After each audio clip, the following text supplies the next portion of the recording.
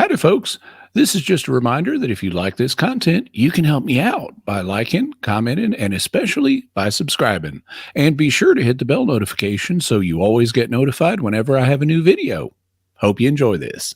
Today's guest, Jimmy Akin, is the Senior Apologist at Catholic Answers, a highly regarded resource hub at Catholic.com, where he's been working since 1993, making him their longest-serving staff member. He's also the host of the wildly popular podcast, Jimmy Akin's Mysterious World, which captivates around 200,000 listeners as he explores the fascinating mysteries of our world, blending faith, reason, and wonder. What is your perspective on these UFOs and aliens? Now, some people think that intelligent life must exist only here on Earth, but that's not a teaching of the Christian faith. The Bible doesn't say that. I like the idea of having people living on Mars. I also like the idea of having people living on our sister planet, the Moon. And it is a planet because it's big enough to be round, but it's not big enough to glow. What was your journey like converting to Catholicism? Well, so I grew up here in Arkansas, and my parents originally were Church of Christ, which is a conservative Protestant denomination.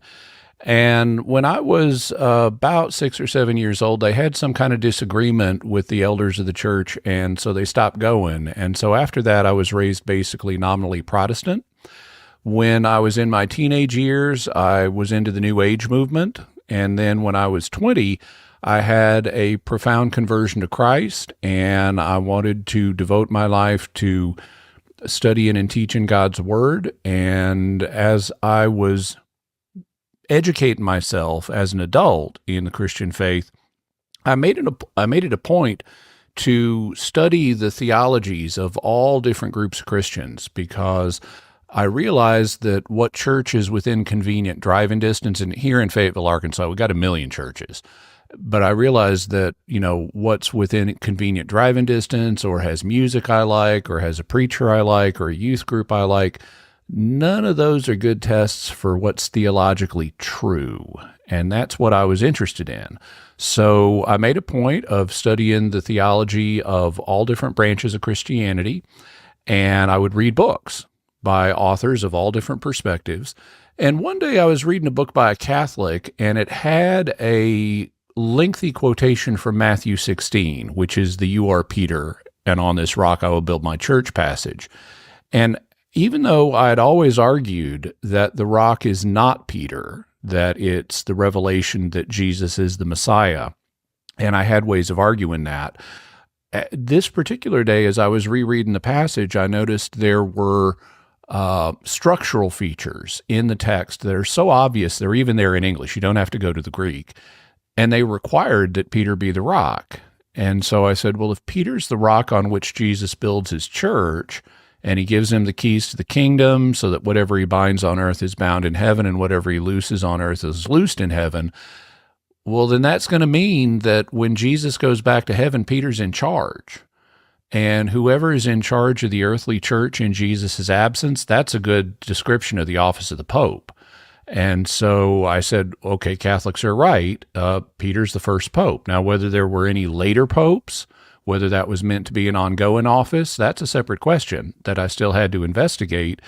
But I realized I had to go back through all the categories of systematic theology with an open mind to the Catholic position. So I was in grad school at the time, and I took a year and basically coasted on my grad school studies while I reinvestigated every category of systematic theology, looking at whether the Catholic position might be correct. And in the end, I concluded it was, and so I became a Catholic.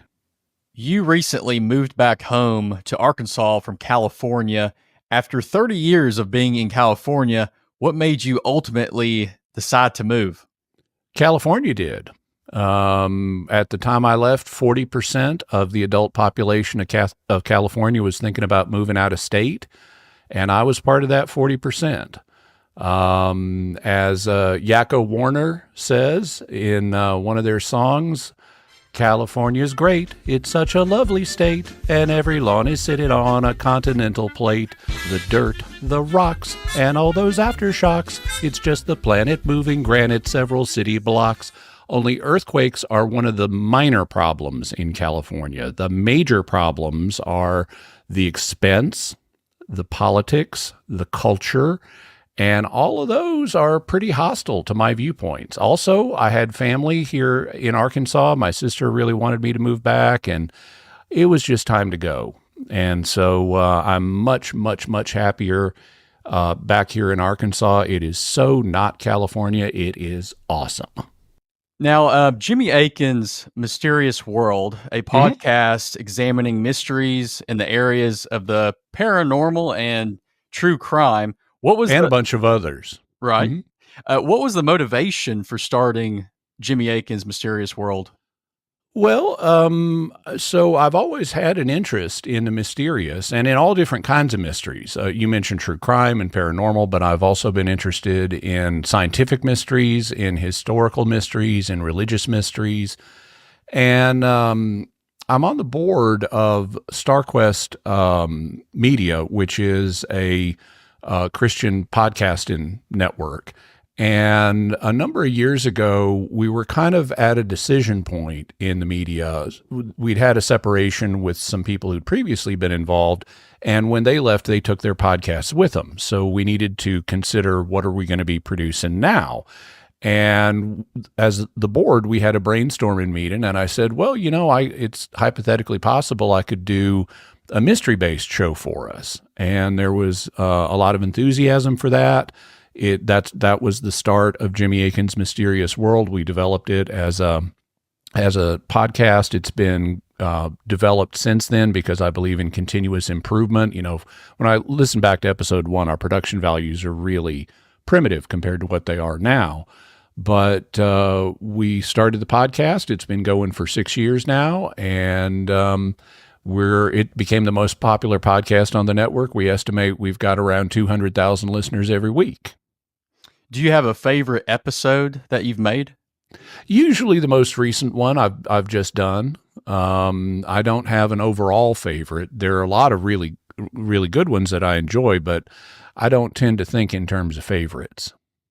Do you have a favorite conspiracy theory or something that you're interested in the most? Well, my mind tends not to work in terms of favorites, but I do have preferences for certain things over others. So the first thing to say about conspiracy theories is conspiracies are real. That's why we have laws against them. Conspiracy is an agreement between two or more individuals to do something illegal in the future.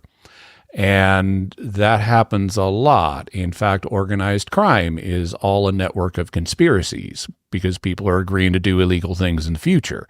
We've also had numerous government conspiracies that have been exposed. Watergate was an example of that, or Iran-Contra, or various other things. One thing that's often categorized as a conspiracy theory, although I think it's actually debatable whether it is, was the JF Kennedy assassination. Because there's a debate. Was that just a lone gunman, in which case it wasn't a conspiracy, or did it involve more than a lone gunman? I don't claim to know who killed JFK for sure. I think actually it was just Lee Harvey Oswald is a reasonable position, but I think the idea that there was a conspiracy for which Lee Harvey Oswald was the patsy is also a reasonable position. I think in that case, there's evidence that points both ways.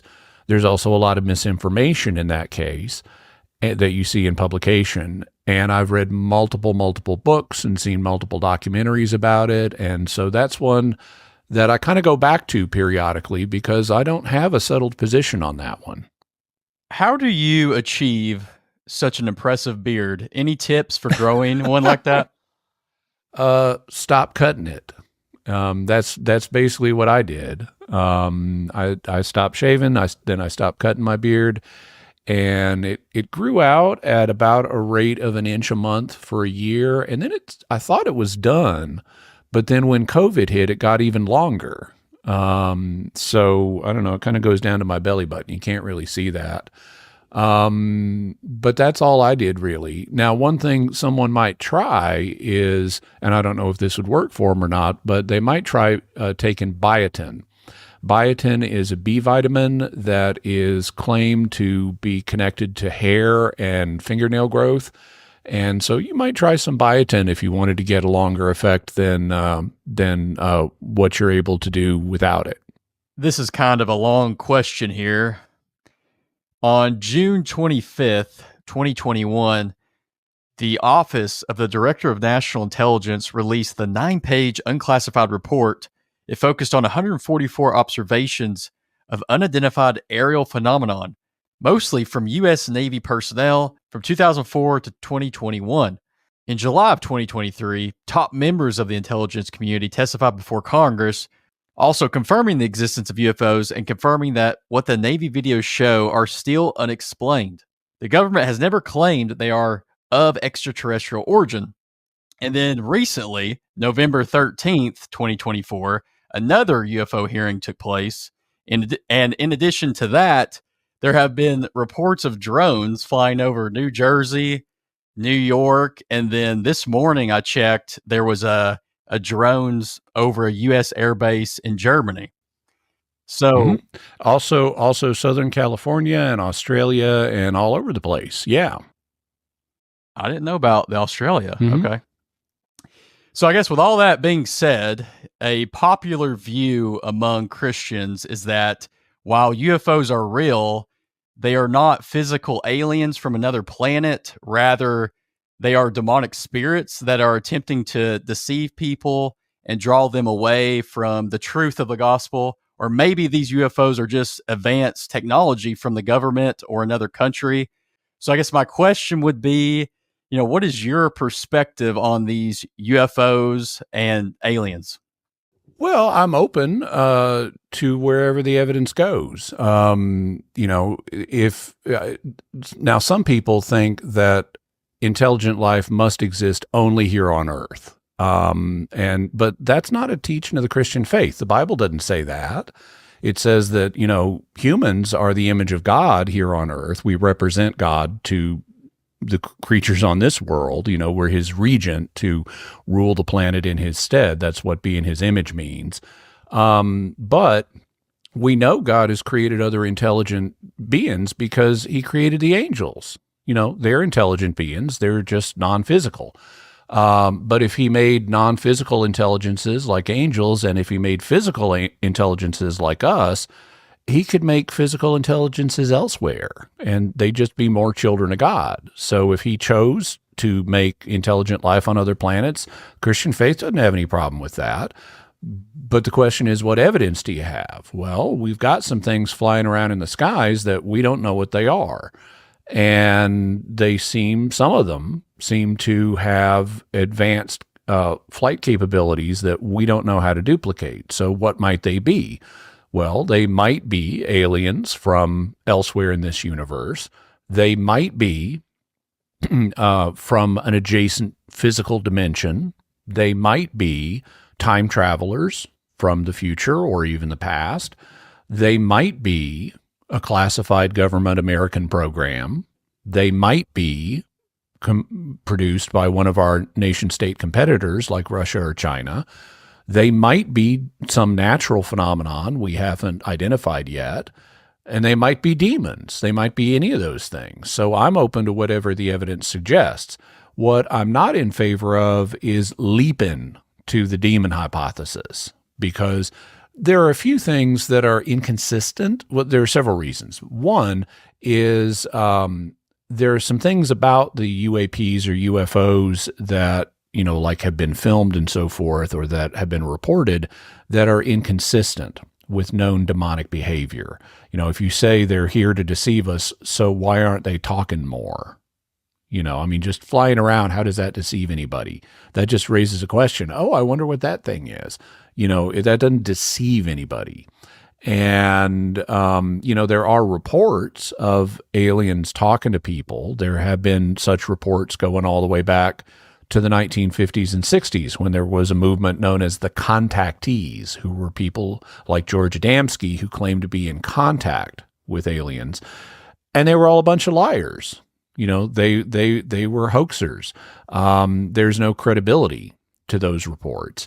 So in terms of credible reports of something genuinely anomalous happening, they're pretty rare, and they don't involve substantial communication. So they're not really behaving like demons behave either in the Bible, where they mostly possess people, or in church history, where again, they mostly possess people. And we don't see credible accounts of aliens possessing people. So that's one reason that we want to be a little skeptical of just assuming they're demons.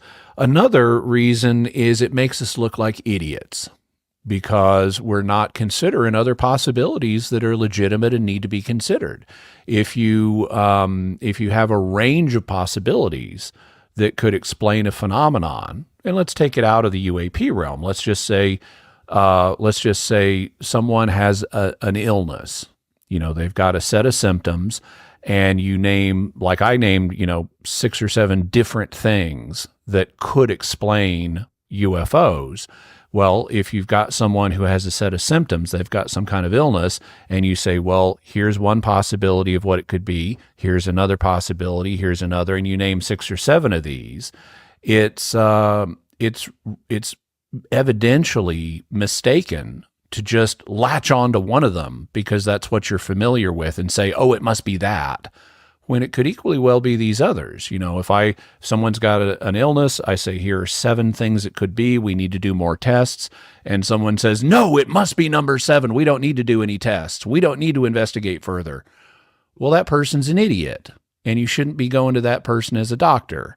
Because if there are 7 different things that could explain it, and you haven't investigated which one it would be, then you're not really being fair with the evidence. You're just advancing an assumption you're making, not supported by the evidence. And for Christians to do that makes them look ridiculous to non-Christians, and that harms the cause of evangelization. And that's something we need to be concerned about. St. Paul in Romans talks about how, to some of his audience, he says, God's name is blasphemed because of you, because you're doing things that are scandalous to people who are not yet believers. You're harming the cause of evangelization. You're driving people away from God by what you're doing. And in the same way, in 1 Corinthians, he talks about how if you're all speaking in tongues and an outsider comes in, he's going to think you're out of your minds. And so again, we need to be concerned about what impression are we given to people who don't share the faith. We need to present the Christian faith as a reasonable, intelligent, enterprise where you look at the data and you follow the data. You don't just assume it's some scandalous, dramatic sounding thing just because that's what you're familiar with. So I'm open when it comes to aliens. Maybe some of them are demons, but I need to see evidence for that. I also need to see evidence that some of them are aliens. I don't know that's the case either. In fact, that's one of the perplexing things about this field is what's being reported in terms of the actual reports that are credible is difficult to explain. But there are several possibilities, and we just need more data to figure it out. I've heard this term thrown around lately. Mm-hmm. It's called immaculate constellation. Yes. What does that even mean? Okay, so this is one of the things that came out of the congressional hearings that were held in November of 2024. Basically, a journalist who participated in those briefings presented a report that had been written by someone connected with the government or Defense Department. He wouldn't say who. The person wanted anonymity.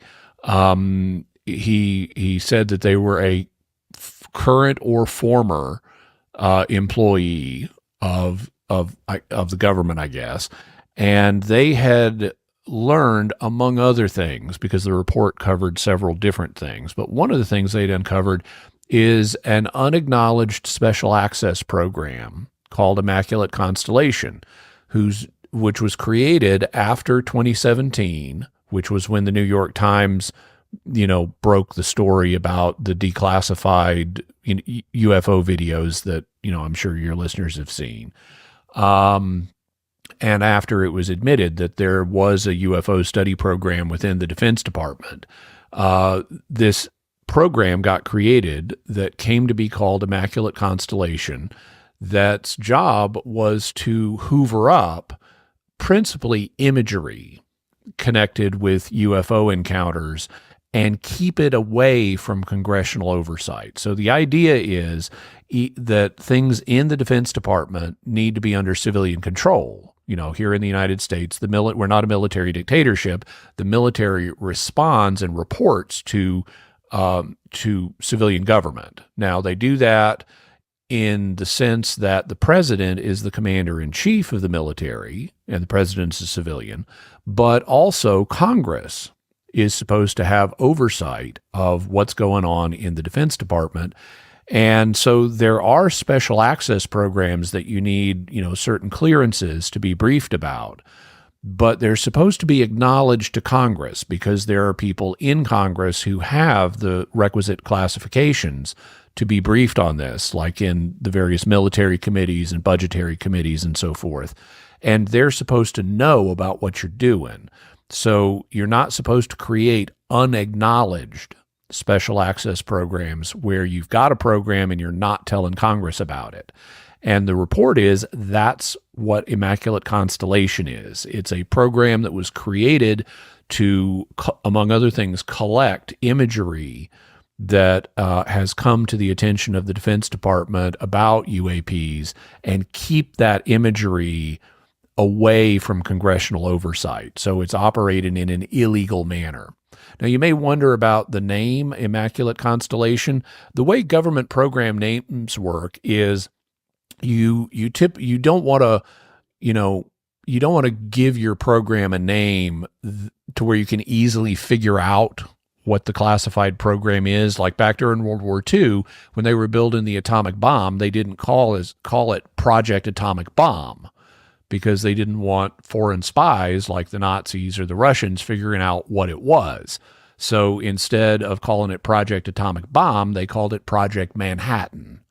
And they've basically followed that principle to today. So today what happens is when you have a classified program, it typically gets a two-name designation.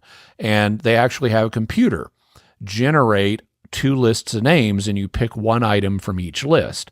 So, for example, the Defense Department Psychic Spying Program that existed between the 1970s and the 1990s, it was at various points called things like Grill Flame. So they saw grill is in one list, flame is in the other list. They call it Grill Flame. And then they have to change the name every few years so that foreign spies don't figure out how to penetrate it. You want to keep it a little evasive, so you change the name every few years. And then they changed it to Center Lane. And then a few years later, they changed it to Stargate. Then they had the name before the movie and the TV show. Well, apparently, in coming up with this classified imagery program, they had the two lists of names. Immaculate was on one, Constellation was on the other, and so they decided to call it Immaculate Constellation. And they probably thought, oh, that sounds cool. It sounds kind of like Immaculate Conception, but it's got the word constellation in there, and that's kind of spacey, so we'll call it Immaculate Constellation. The good thing about that name is it now gives us something to do inquiries about. Because if you've got an unacknowledged special access program, well, they're not acknowledging it. They're not telling you about it. And that makes it hard to do queries of the Defense Department and say, so tell us about this thing, we don't know its name. Well, they're going to say, sorry, we don't have any record of your no-name thing. But if you can say, tell us everything you know about Immaculate Constellation, that makes it easier to get at any records that may exist about this thing, if it exists. The reporter who presented this report to Congress, and the report is available. It's on the congressional website in at least a couple of places. Nancy Mace of South Carolina has it on hers, but if you just Google Immaculate Constellation UAP report, it'll come up and you can download it and read it. It is not all about Immaculate Constellation, but that is one of the things in it. But the reporter who presented this to Congress indicated, per good journalism, you don't just want one source for something. He said he does know the author of the report. He checked him out. He did hold the positions, or does hold the positions claimed, and he got confirmation from multiple other sources that Immaculate Constellation is real. And so that's what you're supposed to do in good journalism. You don't run with something when just one source tells it to you. But he says he's actually got multiple sources saying this is a real program. According to Live Science, in 2019, there have been more than 10,000 eyewitness accounts of Bigfoot in the continental United States in the last 50 years. The Bigfoot Field Researchers Organization, BFRO, has received nearly 75,000 reports of Bigfoot sightings, but only considers 5,000 to 6,000 of them to be credible. What are your thoughts on the cultural impact and implications of the Bigfoot legend in today's society? Well, so I grew up in the 1970s, and it had a notable impact back then. I remember, watching Bigfoot documentaries on TV. The famous Patterson-Gimlin film was like 1967, 1968. And so in the 1970s, that was a big deal. You'd see that in all the Bigfoot documentaries. There were also movies here about Bigfoot set here in Arkansas, like The Legend of Boggy Creek, and it had 2 sequels. And there were other Bigfoot movies too. So it had a notable cultural impact then, but it's even bigger now. Because I'm driving down the road, I'm seeing other people's, SUVs and stuff, and they've got Bigfoot stickers on them. Or I'll be driving down the road and there'll be a little country store and they've got a big Sasquatch silhouette standing out in front, or maybe a statue or something like that. So it is just all over the place now. And there are not just occasional documentaries, there are ongoing TV shows and podcasts, and it's a really big thing. So it's had a major cultural impact that has grown over time. Now, did you want me to tell you what I think about Bigfoot, or did you just want me to comment on the cultural impact? Well, yeah, I watched an interview with Pints with Aquinas. I think, well, he changed his, I guess, back to Matt, his name, the YouTube channel. Mm-hmm. And you mentioned in that podcast that you kind of changed your mind on it, or maybe you somewhat because of the muscle structure in that Patterson-Gimlin film. Is that correct?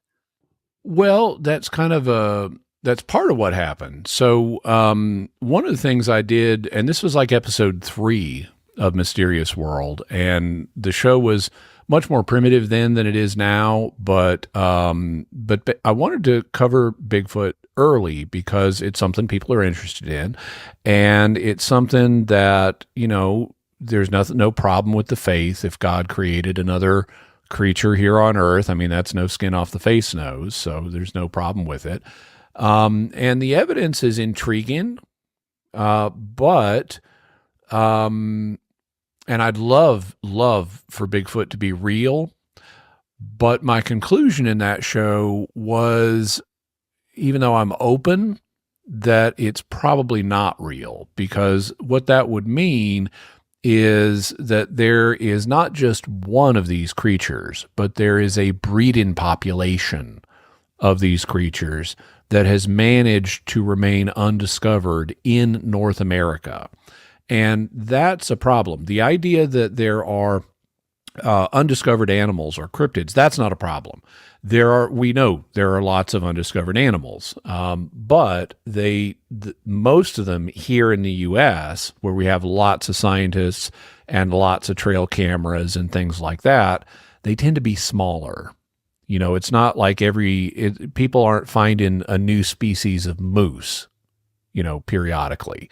Moose are big organisms, and we've kind of got enough eyeballs on North America that, it's hard for there to be a large creature that remains undiscovered. If you want to say you found a new species of lizard, or a new species of pill bug, or a new species of bacteria, that's easy. But normally where larger creatures get discovered is in parts of the world that are less populated, like Southeast Asia in the jungle, or in the middle of Australia, or where there aren't that many people, or stuff like that. or in the ocean, where there aren't any people living on a regular basis. So, so you can find larger undiscovered creatures in those places, but it's just hard to see how would you have a larger than human mammalian breeding population here in the United States, and yet that remains undiscovered. So that's a challenge. And, and my initial conclusion was I think that it's very probably not real.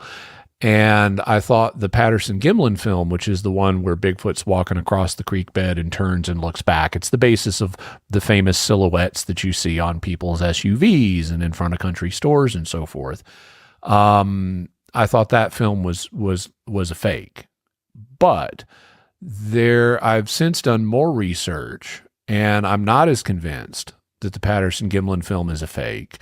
There was some bad data I had encountered, and so I'm not as convinced. Part of my reevaluation of this area does involve the musculature that you can see rippling underneath the fur in the Patterson-Gimlin film. If that's a costume, it's really hard. It's an anomalous costume for 1967. I mean, you look at actual Hollywood costumes of the day, like Planet of the Apes. I'm sorry, not Planet of the Apes. 2001: A Space Odyssey, where they were trying to do realistic ape-like costumes. You look at that today, and it's clear these are guys in suits. Costume technology was not that developed, and this would be an anomalously good costume if it's a costume. But it's not just that. There's a whole bunch of other evidence, including physical evidence regarding Bigfoot, that I was not aware of. I'd recommend a particular book for people who would like exposure to this evidence so they can evaluate it for themselves. The book is called Sasquatch. It's by a researcher named Jeff Meldrum. And he, if I recall correctly, he's a physical anthropologist, but he surveys different categories of evidence. He does talk about the Patterson-Gimlin film, but he talks about a lot more, including footprints. Now, a lot of footprints are fake, but there are some footprints that are really hard to explain as fakes, in part because sometimes the footprints are found in media that give you a really, really clear print. In fact, to the point that you can look at the dermal ridges that are on the foot. So humans have dermal ridges, we call them fingerprints and toe prints and so forth. We have ridges in our skin, so they're dermal ridges. We've got them on our hands and on our feet on the undersides. We don't have them on the backs of our hands or the tops of our feet, but we've got them on the undersides. And their function, because we grew up, or our ancestors grew up swinging from the trees, well, if you're swinging around in the trees, you don't want a slippery hand. You want a hand that has not only the ability to grasp the branch, which is why we have opposable thumbs, you want there to be friction so that you can grab on to the branch and not just slip off of it. And that's why we have dermal ridges. They increase the friction of things we grab onto. It's also the reason that when you stand in water, your fingers and toes wrinkle. People sometimes, I remember hearing as a kid explanations like, oh, that means the oil has leached out of your skin. No, that's wrong. That is a reflex. If you put your hands or feet in water, you have a reflex that will cause them to wrinkle. And the reason, again, is to create more friction. Because if your skin is all wrinkled, it has more friction when you rub it against something. And so, like if you're standing in a stream, you want your toes to wrinkle up so that you don't slip and fall on the rocks. So that's why we have dermal ridges. Well, it so happens that in some Bigfoot footprints, the medium that whatever it was stepped in was fine enough. We can see the dermal ridges, and they get preserved when you take a plaster cast. So we actually have Bigfoot dermal ridges. And among the things we can see is this foot is flexible. It is not just a board that has been carved. I mean, there are fake board-made footprints, but there are also footprints where you can see the shape of this overly large foot is adapted to the surface it's walking on, which is what our feet do. If you walk over an uneven surface, your foot adapts to what you're walking on so you don't fall over.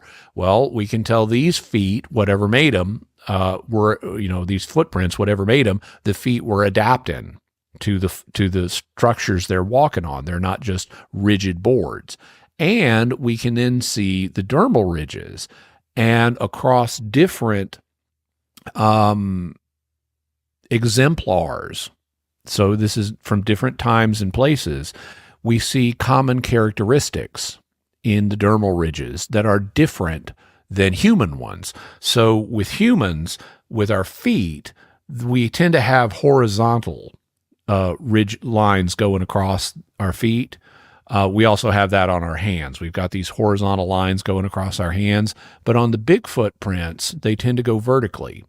And so we've got something. It's a footprint. It was made by something adaptive to the medium it's walking on. It's deep enough. It looks like it was made by something several hundred pounds heavier than a typical human. It has dermal ridges, and these dermal ridges are different than the ones we find on humans, and it's super big. So this would be an example of physical evidence that is consistent with the Bigfoot hypothesis and is otherwise difficult to explain, because it's not easy to otherwise. I mean, it would be really hard to fake this. It might be possible, but how exactly would you do it, especially given the weight that was needed to produce the depth that some of these are found at? So I've had to rethink my position on Bigfoot, not to the point of I'm a convinced Bigfoot believer, because I still think how do you explain an adult larger than human mammalian species in North America that has remained undiscovered for a whole breeding population? I think that is that's still a challenge that has to be overcome. But I am more open to the idea of Bigfoot existing now than I used to be. Something strange that when people claim to see Bigfoot, they also claim to see like an orb or something like that. There are some reports like that, yeah. Do you think it's possible that Bigfoot could be like demonic in any way? Well, so is it possible? Well, sure, anything's possible, but what evidence do you have for that? If you see Bigfoot and a glowing orb, I mean, if you see either Bigfoot or a glowing orb, why do you assume either one of those is a demon? And therefore, why, if you see them both together, why do you assume there's a demon involved? I can also explain the same reports in other ways. For example, if you're out in the woods and you think you see a Bigfoot and you think you see a glowing orb, okay, how do you know it wasn't a bear? And how do you know it wasn't a will-o'-the-wisp?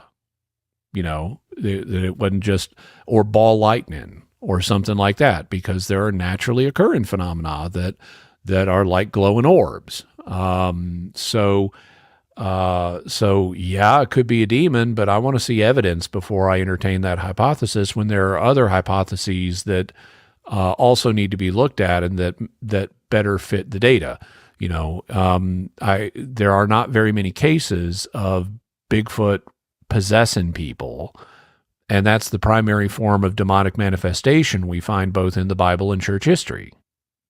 SpaceX, a company founded by Elon Musk, has plans to colonize Mars. These plans include building a city that can house 1 million people within 20 years, designing spacesuits, researching human reproduction, using reusable transportation, and they want to establish a citizen-led government.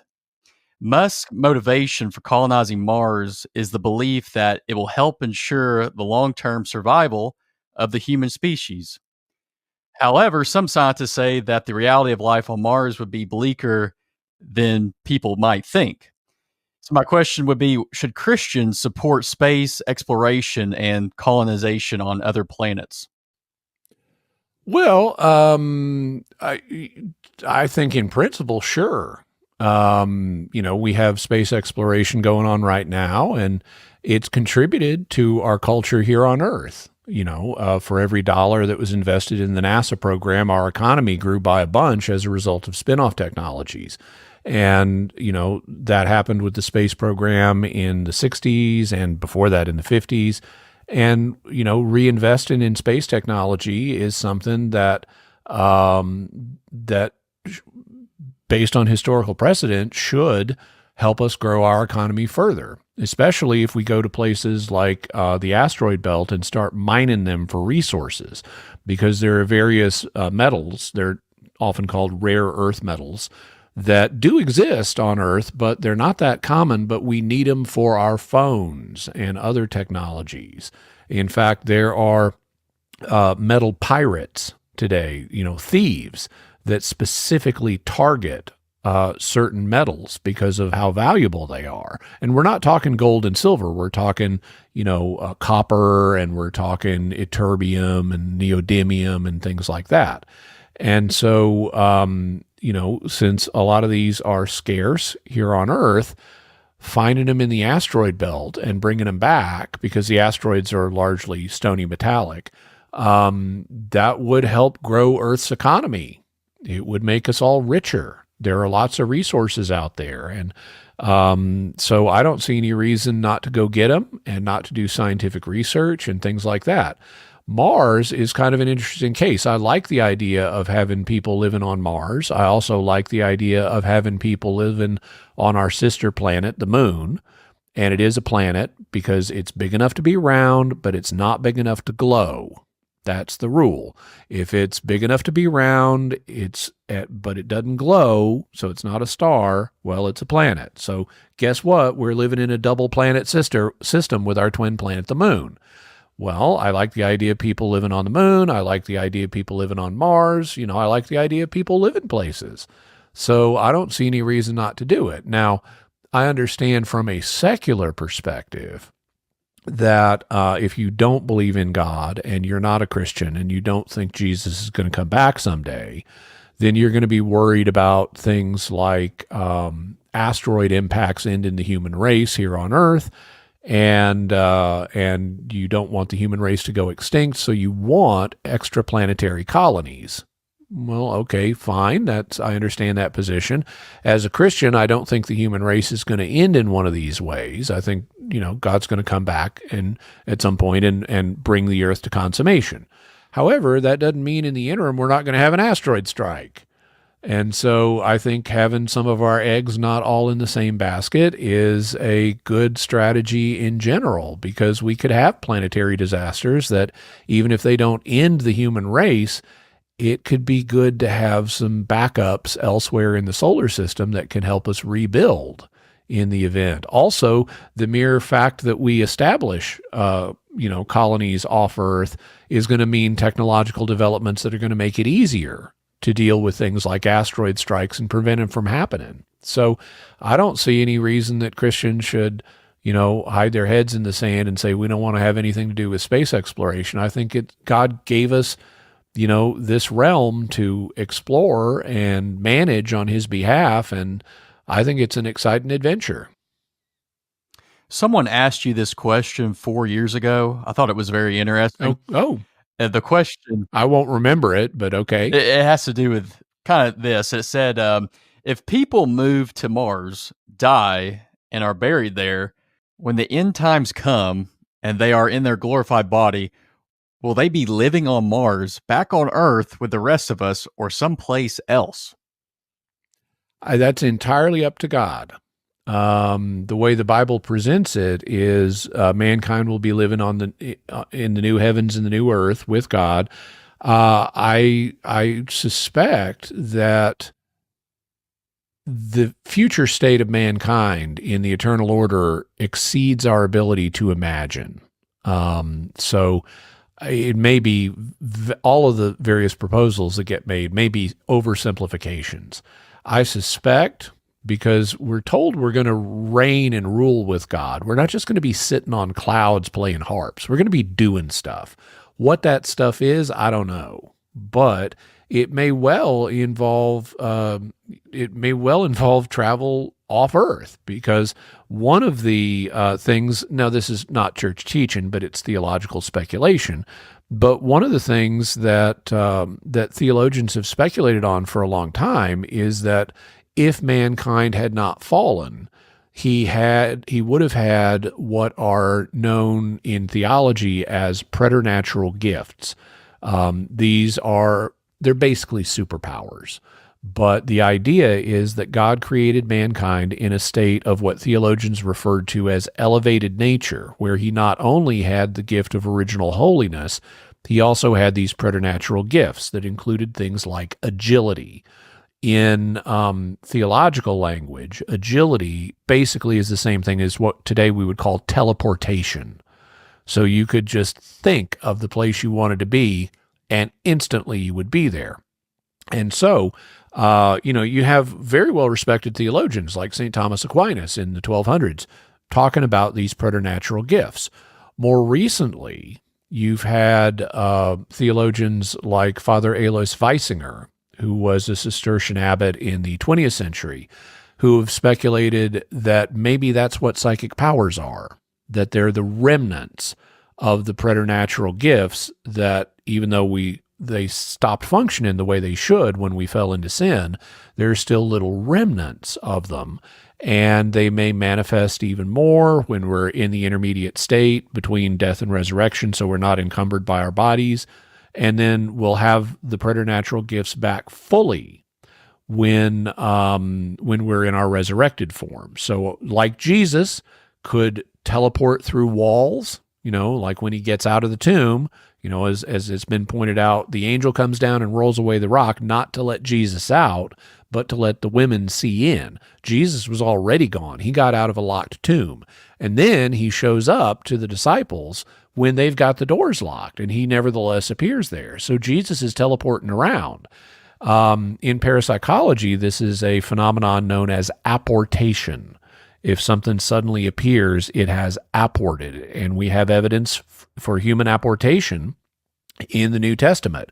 We're also told in the New Testament we're going to be like Jesus, for we will see him as he is. And so if he can apport or teleport, and then we may be able to apport or teleport too. And so we may not be confined to being here on Earth. You may be able, you want to find out what it's like on Mars, you may be able to teleport yourself to Mars and find out under God's providence. So who knows? What is the Chronovisor? Okay. The Chronovisor is a long-standing rumor about a device. Now, Chronos in Greek was the god of time, and visor is kind of Latinate, it's where we get the word vision. And so the idea of a chronovisor was it's a device that allows you to view different times, and so kind of like a time television. They had a device like this once on Doctor Who back in the old days, where you could tune in on some distant place and time. And that's the idea behind the Chronovisor. The claim is that this device actually exists and that it was built by a priest connected with the Vatican. The priest that this is attributed to is a real guy. He did really exist. But we don't have good evidence that this actually happened. I think this is all a big hoax. If you want to learn more about it, though, and he claimed to do things like view the crucifixion and view other historical incidents and so forth, but if you want to learn about this, it's in episode 299 of Jimmy Akin's Mysterious World, so you can go find that by just going to mysterious.fm/299. and learn all about the Chronovisor and hear all the interesting claims. And then ultimately I have to come in and be a party pooper and tell you I don't think it's real. You've debated notable figures like Bart Ehrman, William Lane Craig, Dr. Hugh Ross, and Gavin Ortlund, and you expressed a desire to debate James White on the topic of sola scriptura. And that opportunity came to fruition I think it was about 6 months ago, maybe 7 months ago. What made James White and the subject of sola scriptura your top choice for debate at that time? Well, I had some exchanges with him that were, in not. One was a formal debate, one was an informal debate, but back in the 1990s. So I debated him before. I'd also seen other people debate him on sola scriptura, which is one of the key claims that he relies on. The idea is that everything needs to be stated all Christian belief needs to be stated or implied in the Bible. And I've seen him debate other people with that, but I thought, I can do better. I thought that there are aspects of this question that could be handled better, and I've seen other people debate him and not handle it as well as I think it could be done. So I thought I had something to contribute on that subject, and that's why I wanted to debate him on it. In that debate with James White, you said you have Francis on speed dial. Were you joking, or do you talk to Francis often? Francis doesn't really speak English that great, so no, I don't literally have Pope Francis on speed dial. But if he ever wants to talk, I'm happy to. Is there a opponent or a topic that you want to debate in the future?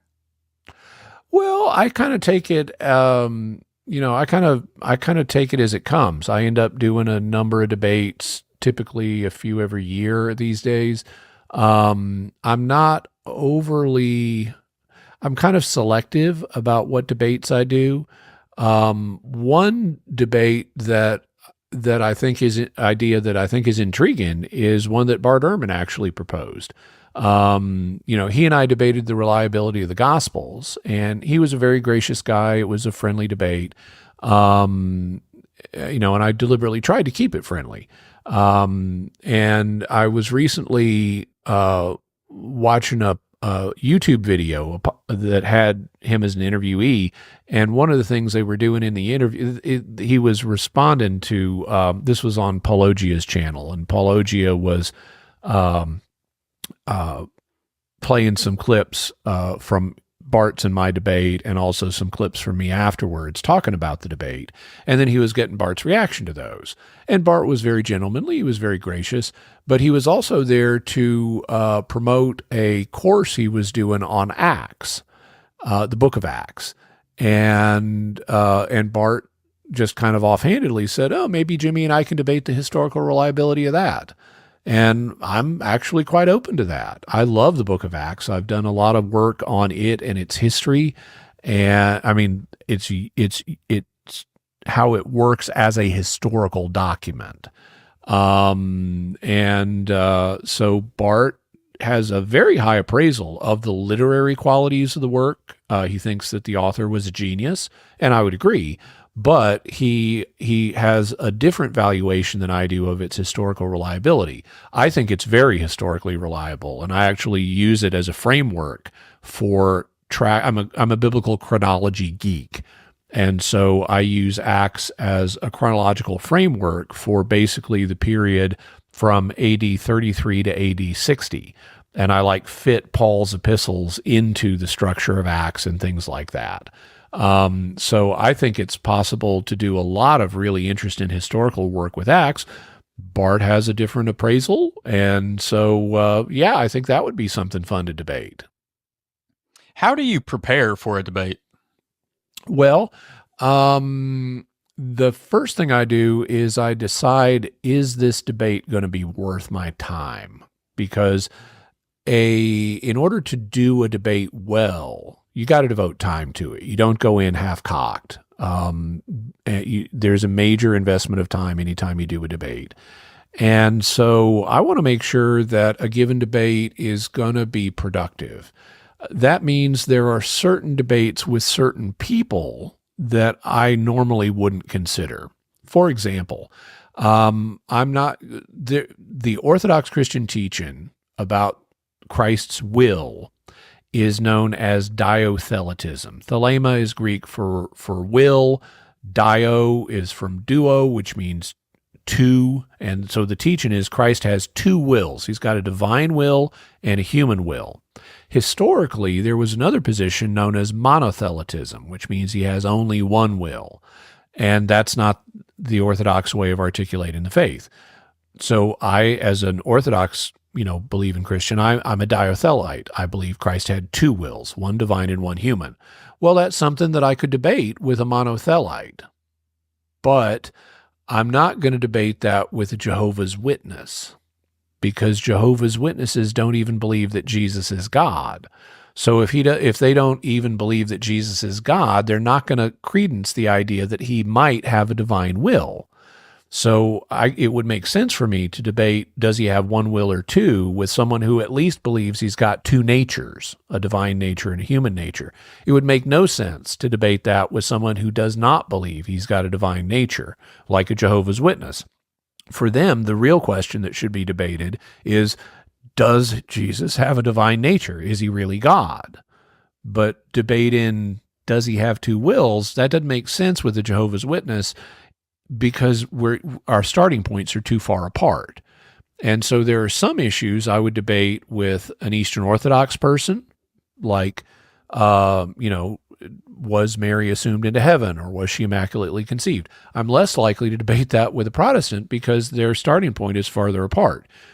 Because where the Catholic Church draws her certainty about some of the Marian doctrines is not Scripture alone. It's Scripture with tradition as understood by the magisterium. And so the real issue that needs to be debated there with a Protestant is sola scriptura. What authority should we use when we're formulating Christian doctrine? Once you have that, then it makes sense to proceed to some of these subsidiary questions. But it kind of doesn't make sense to debate the Immaculate Conception with a Protestant the same way it doesn't make sense to debate the two wills of Christ with someone who doesn't even think he has a divine nature. So I try to figure out, is this going to be a productive debate? And then if I conclude yes, and I've agreed to the debate, then I do a review of the literature, including specifically what my opponent has said on this subject before. So like when I debated Bart Ehrman, I watched every debate that I could find that Ehrman had done on related subjects, just so I'd know what his thought is, what he's likely to bring up. When I debated James White, I watched every debate I could find of James White, talking on the subjects that, and even non-debates, but just other talks he had made on the subjects that we were going to be debating. So I understand the shape of the thought, what arguments my opponent is going to use or is likely to use, what they may bring up, what objections they may bring up. And I then work my way through all that material and make sure I have I have responses to everything my opponent is likely to say. And then I also formulate my own positive case.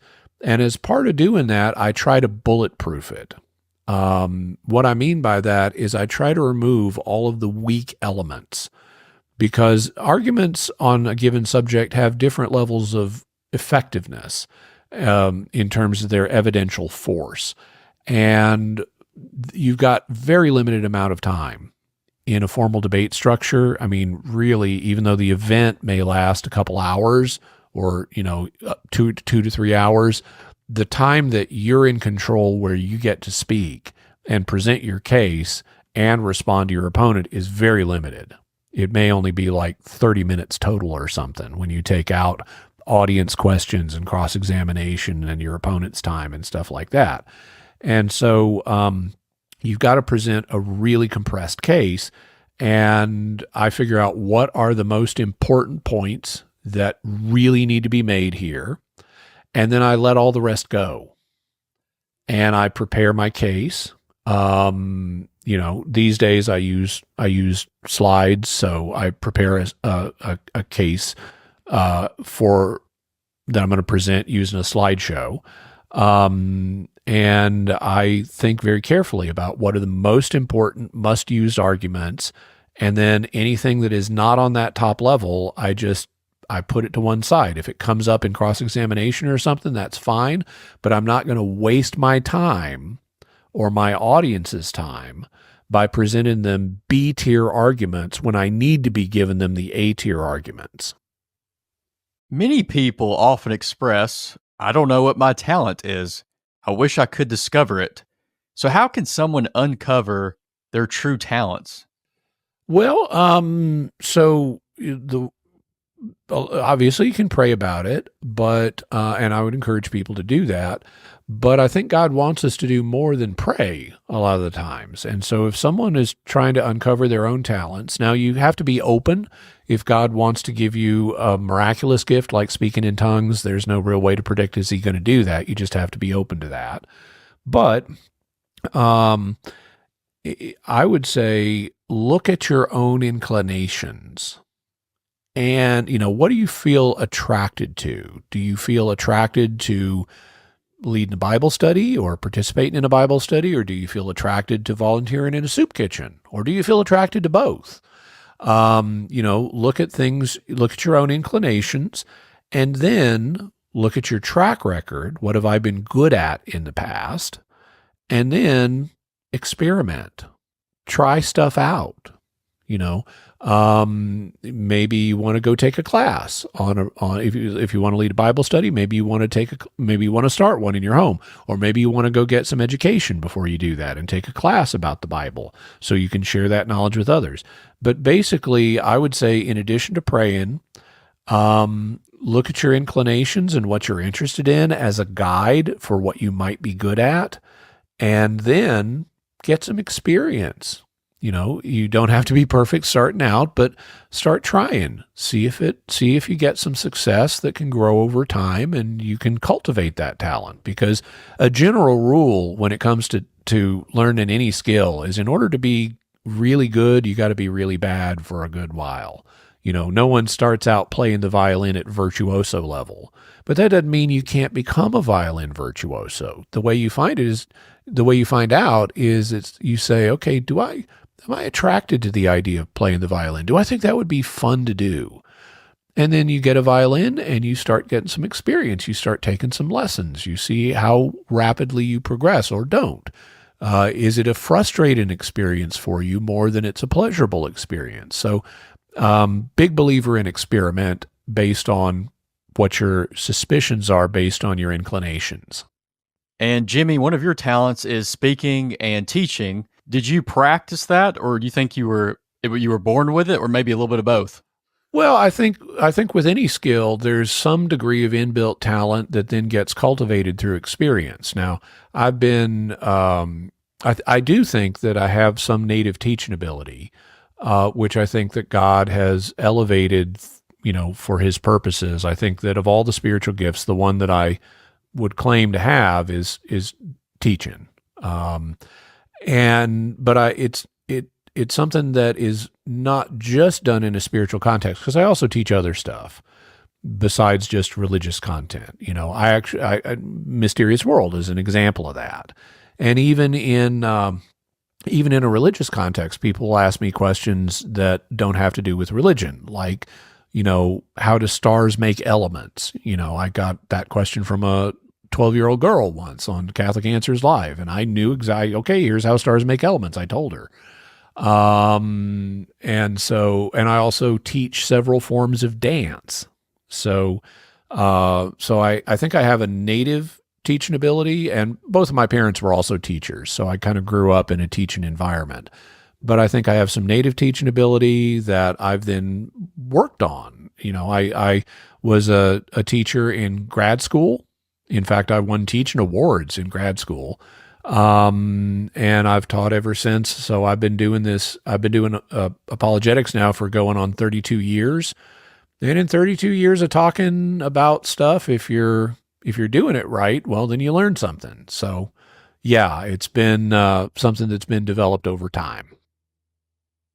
One of the most common arguments posed by atheists is, if God is truly all-powerful, all-knowing, and perfectly loving, then why does evil exist? Why do atrocities like murder and events such as the Holocaust, occur. How would you respond to this? Well, it depends on the amount of time that the person wants me to talk about it. I could write a whole book about this is known in philosophy and theology as the problem of evil. If God is good, why is there evil? And so what I have to do is scale my response to the allotted time. In fact, if you want a broader response, then I can give in just the brief kind of Q&A format we're doing at the moment. I've actually got some talks on this. If you go to shop.catholic.com, there's a DVD talk on the problem of evil. Also, if you go to my YouTube channel, there is a talk called If God Exists, Why Do I Suffer?, which looks specifically at the problem of evil that deals with physical evil or suffering, as opposed to moral evil or sin. Those are really the two kinds of evil, physical evil and moral evil, or sin and suffering. So I have a whole talk on my YouTube page on the physical problem of evil. But the basic answer from a Catholic perspective, to why do both forms of evil exist, is not that God wants them for their own sake. He doesn't. That's why he's good. But he tolerates them for the sake of greater good.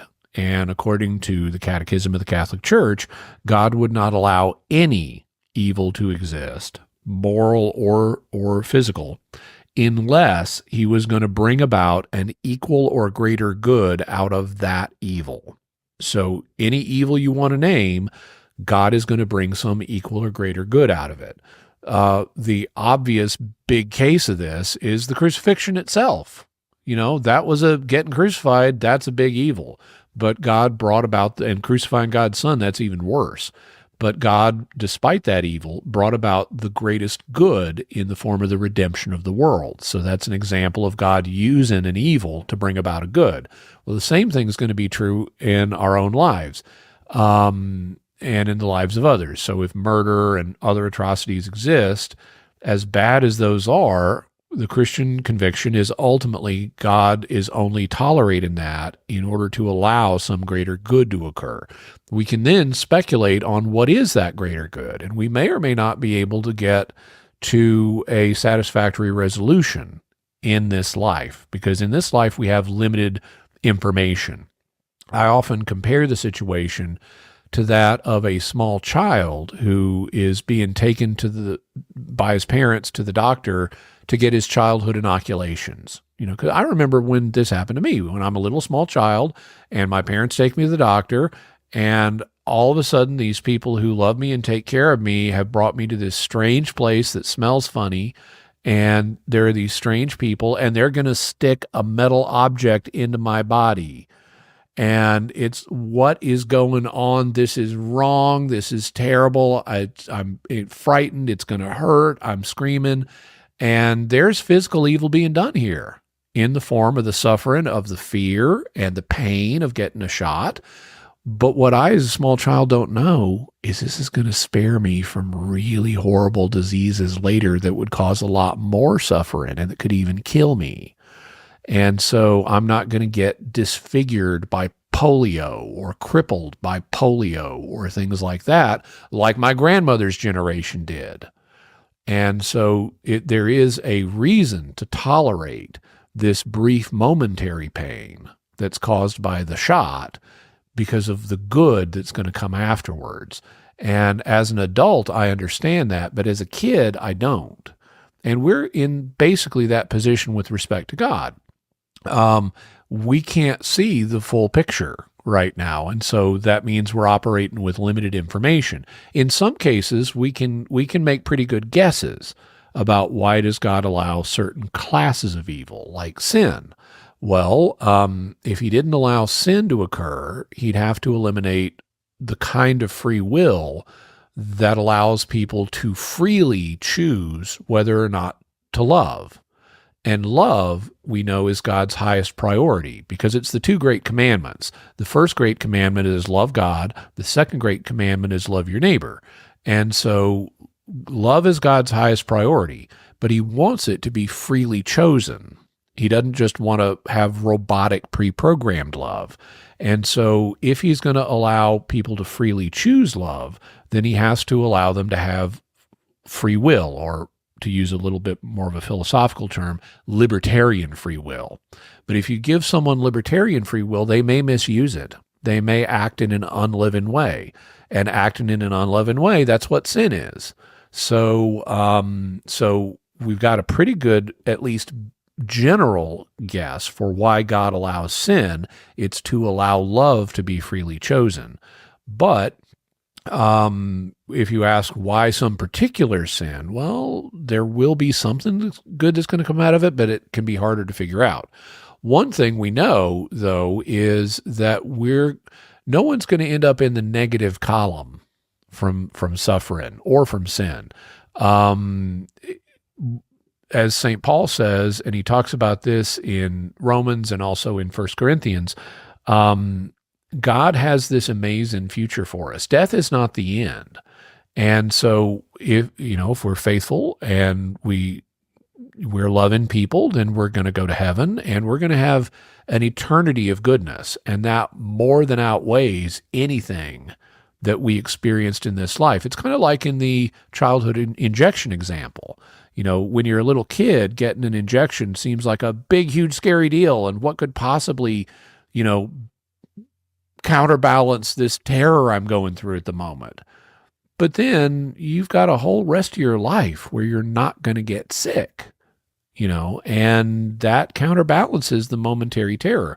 Well, compared to an infinite future of happiness, this life is just a moment.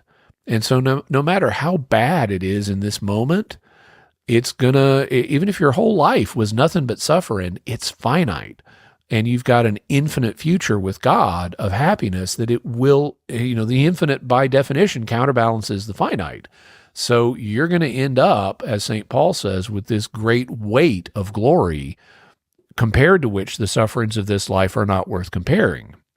So one thing that's important to remember is that even if things seem bad now, this life is not the end.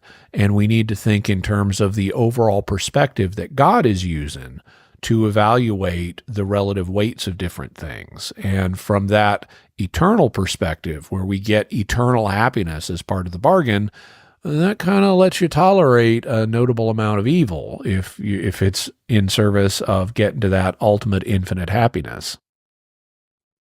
One common objection to Christianity is the concept of the Trinity, with many people finding it difficult to understand. Additionally, other religions such as Islam have a differing view of this doctrine. How would you explain the Trinity to someone who is not familiar with Christianity? Well, so there's sort of two levels on which one could do this. The first level is, why would you believe it? And that's a matter of going through the Bible and showing the various texts that imply the different aspects of the Trinity. The second level is a conceptual one of, what does it mean? And it is difficult to conceptualize because we're dealing with something that's on the edge of human consciousness. And it's actually, trying to understand God who is infinitely above us. If we did understand him, that would actually be a little suspicious, because a being that's infinitely above us, there's going to be things about that being that just seem strange and that are hard to understand. If you think you understand God perfectly, and it's like, oh yeah, no problem, you're probably simplifying God. You're probably oversimplifying him. So I don't think it's surprising that there are things that are difficult for us to fully conceptualize. Like, for example, in mathematics, we can understand the principles of a hypercube, which is a four-dimensional cube, but we can't visualize one. You can visualize a point or a line or a square or a cube in your mind, but you can't. And you can describe those shapes mathematically. A line has a length of S, let's say. a square has an area of s to the power of 2, or s squared. A cube has a volume of s to the power of 3, or s cubed. And it's real easy to infer, oh, therefore a 4-dimensional square is going to have a hypervolume of s to the 4th power. So we can understand that, the mathematics of a hypercube, but we can't understand what it looks like. About the closest we can do is use these shapes that are really, some of them, they look kind of like a cube inside of a cube. You'll sometimes hear them called tesseracts. And those are really 3-dimensional shadows of a 4-dimensional cube. They're not a real hypercube. We can't imagine one because our minds are constructed to work in 3 dimensions, not in 4. But that doesn't stop us from understanding the mathematics of a hypercube. In the same way, we can understand the essence of the Trinity without being able to fully visualize and comprehend it. So the way I tend to do that is with a simple illustration. The idea that God is a Trinity can be expressed as God is one being who is 3 persons. Now, being and person are different categories. A being, to borrow from Black American English, is anything that bees. If it exists, it's a being. So I'm a being, you are a being, my desk is a being, my microphone is a being, angels are beings, God is a being, all of us together, we be. So we're beings. But not all of us are persons.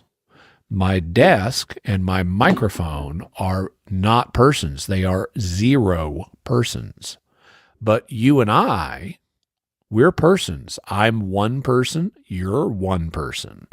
So this shows us that being and person are different categories. So if some beings are impersonal, meaning they're 0 persons, like my desk and my microphone, and if some beings are personal, meaning they're one person, like you and me, then there's no logical reason why some beings can't be suprapersonal, meaning more than one person. And that's what biblical revelation reveals about God. He is a suprapersonal being. He's a being that exists, but he's also 3 persons. Now, that's a basic presentation of the Trinity. It doesn't allow us to fully imagine the Trinity, even, just like we can't fully imagine a hypercube, but we can understand the basics of the Trinity just like we can understand the basics of a hypercube. And so there's obviously more to say there, but keeping it within a Q&A format, that's how I'd explain it. Recently, I had some conversations with some Protestant pastors, and I was trying to get their opinion on if they think that Jesus, the Father, and the Holy Spirit, if they all have separate minds. Would you agree with that? That they have separate minds? That is something that I have not looked at carefully enough. So at this point, I wouldn't express an opinion on that. Now, obviously, Jesus has a human intellect in addition to his divine intellect. But the question of do the Father, the Son, and the Holy Spirit all share one divine intellect, or is there something distinct here? That is a subtler question that I've heard people express opinions about, but I've not seen a definitive church teaching on that, and I have not investigated it thoroughly, so I'll have to leave that for now. As Ludwig Wittgenstein said, that which we cannot speak of, we must pass over in silence.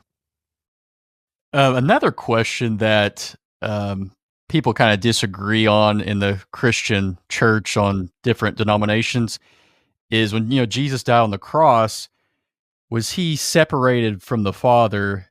And if he was, for how long? Well, so my basic answer is going to be no, but he wasn't separated from the Father. But before I can really say that as a conclusion, I have to ask a clarifying question: is what do you mean by separated? because obviously his divine nature, he that can't be separated from the divine nature of the Father. The Because the divine nature is immutable. It cannot change. And so therefore he can't be separated from the Father in his divine nature. Did he cease to be a human? Was his human nature separated? No, it wasn't. What was separated was his human body and his human soul. Because as James 2 says, the body without the spirit is dead. And well, he died, so his human body and his human spirit separated from each other. But if you want to propose he was separated in some further manner from the Father, well, what are you talking about? Yeah, I didn't agree with that because I thought if they were ever separated, then I guess the Trinity would collapse and the world would probably collapse. I guess their argument is that if Jesus encountered death, I guess death means that's a separation. Yeah, of body and spirit, and that happened to Jesus. His human body and his human spirit separated for 3 days. But that doesn't separate either one from the Father. The Father is the Lord of creation. He created, Christ's human spirit and Christ's human body, and so they continued to exist. Neither one of them winked out of existence. They were still part of God's creation. He wasn't separated from the Father in that way. What some people who use language like this, and I can imagine several different kinds of people using this language. I can imagine, for example, people who believe in what's known as penal substitution as a theory of atonement might use this language. Also, people in the word faith movement might use this language, and they might mean different things by it. In terms of people who believe in penal substitution, that's the idea that God was punishing Jesus on the cross, that he was pouring out his wrath on Jesus. And so if I could imagine someone who believes in penal substitution thinking that there was an emotional separation, like God literally emotionally abandoned Jesus and then in anger poured out his wrath on him. And I would say that's all that's a mistake. Penal substitution is not well grounded in Scripture. There is only one passage. Penal substitutionists will appeal to different passages, but when you look at them, there's really only one. It's in the Suffering Servant song in Isaiah. There's only one that actually uses language connected with wrath and so forth, and that's a poetic passage because it's prophecy. It's not a theological statement. It's a prophetic, poetic statement. And so you have to be careful about, is this language meant to be literal or not? And if you've only got one passage and it's a poetic one, that's not a good basis for a doctrine that says the infinite, all-holy God, the Father, literally punishes the infinitely good Son. That would seem to be manifestly unjust. You can't literally punish someone who is innocent. It is unjust to do that. And furthermore, these two persons are both love. I mean, we're told God is love. How does love pour out anger on love? That doesn't make any sense. So, I think that rather than penal substitution, the more historic theories of the atonement, which we can go into or not if you want, like vicarious satisfaction and Christ the victor and sacrifice and so forth, those are the superior ways to understand the atonement. And similarly, like when Jesus says on the cross, "Father, Father, why have you abandoned me?" He's actually quoting the first line of Psalm 22. And when you read Psalm 22, it's clear that even though at the beginning of the psalm, the psalmist is sounding like he's been abandoned by God, by the end of it, you realize he actually hadn't been abandoned by God. God is going to vindicate him. And so by just quoting the first line, while he's being crucified and suffering and not able to recite the whole psalm, Jesus is gesturing to Psalm 22 saying, it may look like God has abandoned me, but guess what? He's going to vindicate me. So I'd have to know more about what does someone mean when they say the Father and the Son were separated. But my fundamental answer, unless they come up with an interpretation I'm not thinking of, would be no, they weren't literally separated. Yeah, it's just when I've watched some sermons throughout the years, some pastors use the term "the Father damned the Son," Yeah. and I just never understood that. Yeah. But yeah, I guess that's where my question was coming from. Yeah, there are some even more extreme theories that you'll get in the word faith movement where you'll say some word faith teachers will say like Jesus went to the literal hell of the damned and died and was reborn as this little worm spirit and then came back, and it's even weirder. What's hiding in the Vatican secret archives?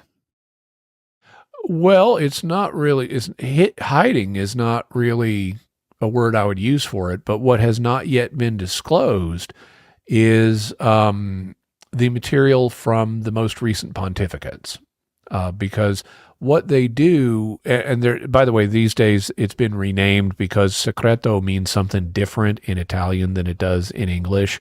So to end the confusion, they've renamed it as the Vatican Apostolic Archives. It's no longer called the Secret Archives. Secreto, it just meant private. It didn't mean we're hiding stuff in here. It just meant these are the private archives.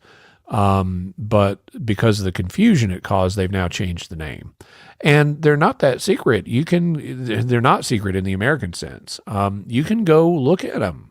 They'll bring up the stuff for you. All you got to do is fill out a form to get a library card, basically. They want, as part of that process, and by the way, I have an episode of Mysterious World on the Secret Archives. Let me get you the number. It is episode 147, so listeners can go to mysterious.fm/147 and learn all about it. But basically, you apply for a library card by filling out a form. They want to see that you either are, because these are a historical archive, they want to see that you either are a historian or that you are working for a historian or you're doing some kind of historical project. And so they want to know that. They don't want to know what faith you are. They don't care. You can be an atheist, you can be a Muslim, you can be a Catholic, you can be a Protestant, you can be anything. They just want to know you're doing legitimate historical research. And then you tell them what you want, and you go over there, and they look up the boxes, and they bring them up to you, and you can read them. And you can request almost anything that is there. They typically will not grant is the documentation from the most recent pontificates. I forget the exact number of years, but they wait a certain number of years before they make those available for the public. It's something like 75 years or something like that. The reason they do that is because they want to protect people's privacy, because these documents mention, individuals and claims about individuals that may or may not be true. And they cover private things like, get given dispensations from, weird marital situations that involve very private, sensitive matters between the couples. And so to protect people's privacy, they wait till they're all dead. And so they don't release stuff until a certain number of decades have passed. The most recent full release, they may release some things, from a pontiff's reign early, but they don't release everything until a substantial amount of time has passed. The current pontiff who's had everything released is Pius XII, who, so that's, you basically got everything up through 1958. And then the stuff since then, they release some of it, but not other bits because it's more private. They also tend to not release exorcism cases, again, because of privacy concerns. Even if something is older, you still don't want, what goes on in exorcism cases can be really sensitive. And so they tend not to release a lot of that material either. But other than that, you can ask for anything you want. Have you ever checked out a book there? No, I haven't ever been. I tend to do my research at a distance. I would have to fly over to Rome and deal with Italy, which is its own challenge. And it's a nice place to visit, but I haven't had a project that I've been working on that's required me to go over there. But I have looked up the form, to see, well, here's what I would need to do. I've just never actually done it myself. Who are the Nephilim, or also pronounced Nephilim? Mhm. How do the interpretations of the Nephilim differ across various religious traditions, and what might these differences reveal about cultural beliefs regarding giants and fallen angels? Okay. So first off, it's nice you pronounced it both ways. The Hebrew way of pronouncing it would be Nephilim or Nephilim. Hebrew, unlike English, likes to put the accent on the last syllable, on the ultima. So anytime you're looking at a Hebrew word and you're trying to guess, how do I pronounce this? You want to stress that last syllable, Nephilim. English doesn't do that. English tends to put it earlier in the word. So what are they? Well, they're mentioned in Genesis 6. They're also mentioned in a few other places. They're mentioned in Numbers, and they're mentioned in some extra biblical literature from the Second Temple period. The meaning of the term is often given as fallen ones, based on a related Hebrew word that can mean to fall, but this appears to be an inaccurate translation, because the way Hebrew words work, if it was based on the word for to fall, it wouldn't be Nephilim, it would be Nophilim. And so you can tell by the form of the word, it doesn't look like it's coming from the Hebrew word. So what else might it mean? Well, it might be a loan word from Aramaic, which is a related language to Hebrew. In fact, some of the Old Testament is written in Aramaic. So this could be a loan word, and in Aramaic, Nephilim would mean giants. And that's also what the Greek Old Testament, the Septuagint, has in this passage. It says, so in the Hebrew text, it says that the sons of God married the daughters of men, and to them were born the Nephilim. So the Nephilim, whatever they are, they appear to be the offspring of the sons of God and the daughters of men. And in the Greek version of the Old Testament, the Septuagint, what it says is that instead of Nephilim, because that's a Semitic word, it uses a Greek word, and the Greek word it uses is gigantes, giants. And so we've got confirmation from the Greek Old Testament that it looks like these are to be understood as giants. Now, giant doesn't mean what you and I might think of as a giant. It just means someone who's bigger than normal. But normal is not the same 3,000 years ago when Genesis was written as it is today, because their nutrition was different. In fact, I was, even in the time of the Civil War, the American Civil War, the average soldier was something like 5'4", 5'5", and we're considerably taller than that now. Well, the same thing was true in the ancient world. In 1000 BC, the average Israelite was between 5 feet and 5'6". So they're considerably shorter than we are. But some peoples are taller than others. Like, in Africa, Watusis are taller than Pygmies. And in Europe, Dutch people are taller than Italians. So you don't have to be super, super giant. If you're 6 foot, you would be considered a giant in the ancient world. And I happen to be 6 foot, so I would be considered a giant. 6'2". What's that? I'm 6'2". There you go. You'd be even more giant. So you don't want to think of a giant as something that's multi times the size of a human. Having said that, we want to figure out, okay, so what are the sons of God and what are the daughters of men? Well, here there have been different theories. One theory that you'll hear a lot of today is that the sons of God were the righteous line of Seth, because you had these, Adam has the two sons. He's got Cain and Abel. Cain kills Abel, and then you get this later line of Sethites who come from their third son, Seth. And they're portrayed in Genesis as kind of a good line. So maybe the sons of God are the line of Seth. And this is known as the Sethite interpretation. And then they're the women they're marrying, if they're not Sethites, they'd have to be from the line of Cain, the other surviving line that gets mentioned. Okay, maybe. That's one theory. Another theory would say that the sons of God are like leaders, that they are priests or kings or priest kings, because priest kings were a thing in the ancient world. Pharaoh in Egypt, he's not just the king of Egypt, he's the high priest of Egypt. Melchizedek of Jerusalem, he's just not king of Jerusalem, he's the high priest of Jerusalem.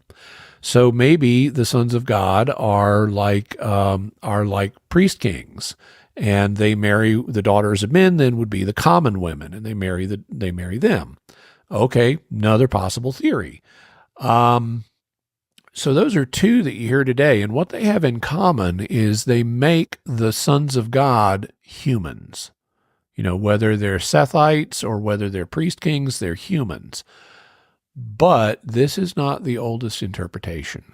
If you look, this is a later interpretation that you find later in the history of commentaries in Jewish and Christian circles. You go back to the earliest comment we have on this passage, and it interprets the sons of God as angels.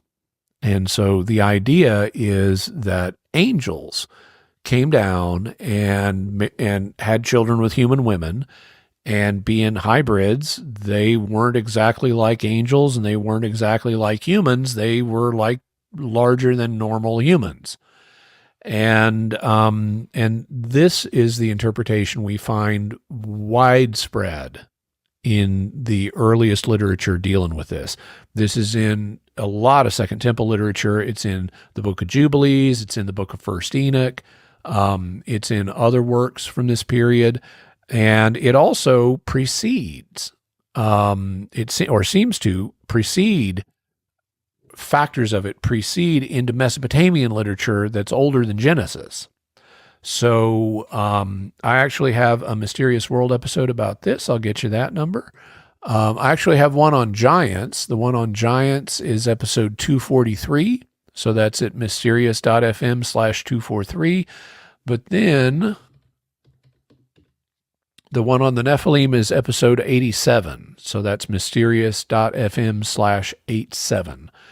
And I think that just taking this as a literary text and trying to figure out what was the author trying to communicate, as opposed to what do I think actually happened literally, I think that the angelic interpretation is correct.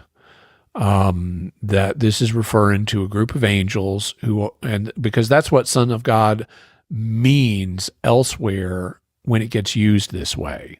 We have a clear contrast between sons of God and daughters of men that suggests that the sons come from God and the daughters come from men.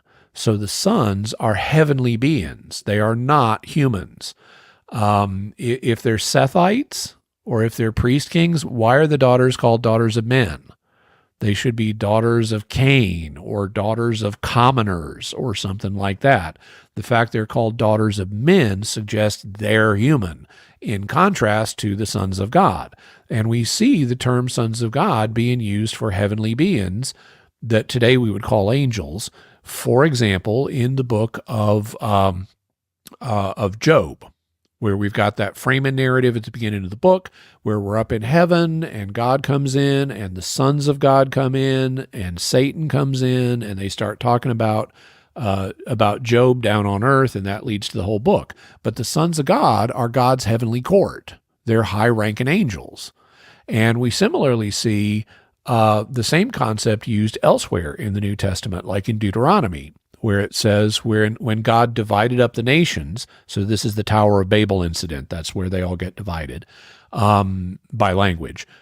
When God divided up the nations, he divided them up according to the number of the sons of God. So he put each nation under a different angelic being, but he kept Israel for himself as his own heritage.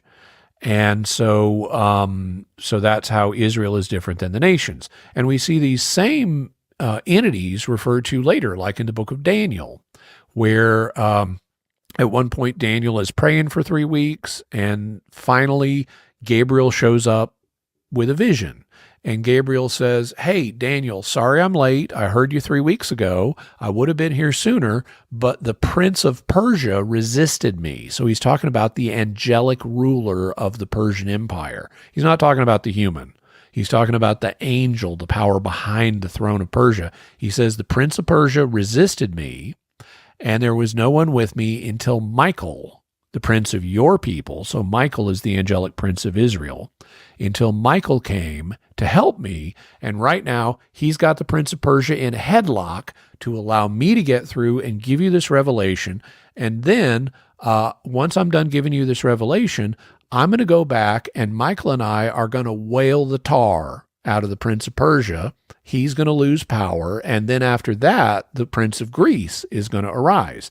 So we have this glimpse into this world of angelic conflict over the fates of the nations, where you have angelic rulers of Persia and Greece who have gone bad because they're opposing God's will, and you have good ones like Gabriel and Michael who are executing God's will by engaging in battle with these so they can, among other things, get messages through to the prophets. So I think the angelic interpretation is the one that is it's what is in the author of Genesis's mind.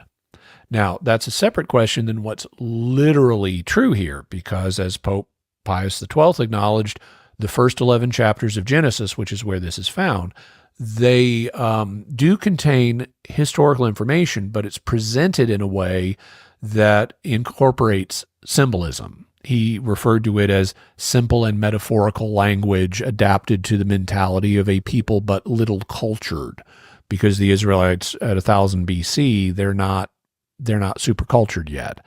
And so it contains real information, but that is presented in a way that incorporates a good deal of symbolism. So we have to be careful in terms of how much of this do we take literally. But that's what I would have to say about the Nephilim. What is the reasoning behind praying to the saints? Why is it beneficial to pray to the saints when we can communicate directly with God? Well, so let me turn it around. Do you ever ask other human beings here on earth to pray for you? I do. Okay. Why do you do that if you can just pray directly to God? What benefit do you get by having other humans praying for you?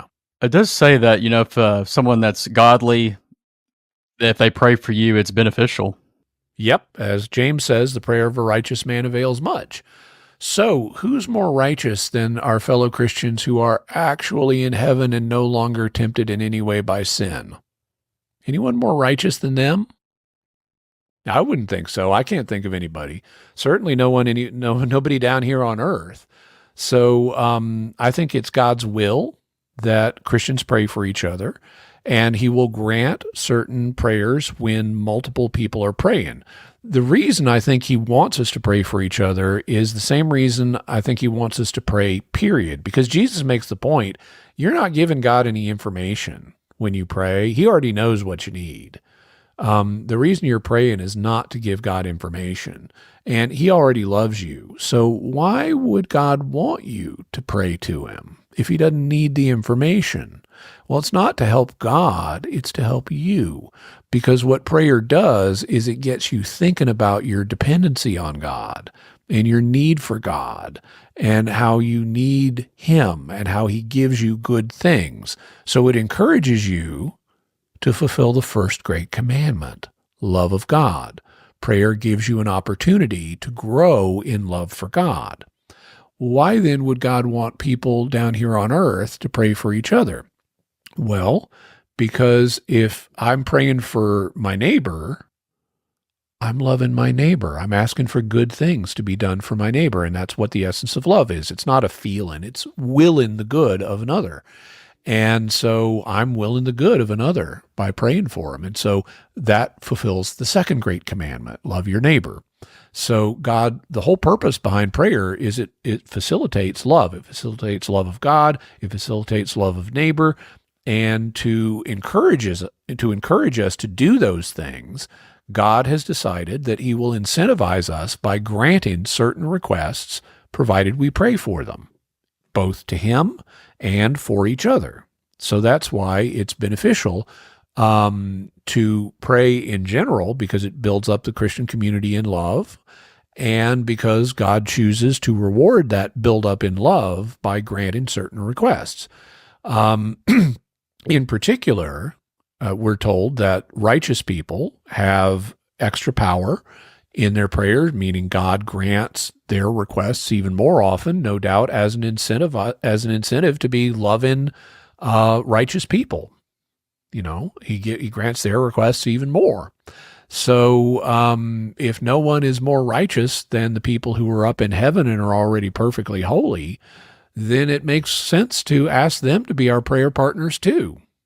So that's a basic sketch of the dynamics of prayer and why God wants us to do it and how it benefits us, and how those who are up in heaven fit into all that, because they're fellow Christians too. They can be our prayer partners too. They're even more righteous than we are, and it causes us to grow in love for them and to imitate their examples if we're asking them to be our prayer partners and God's helping us out.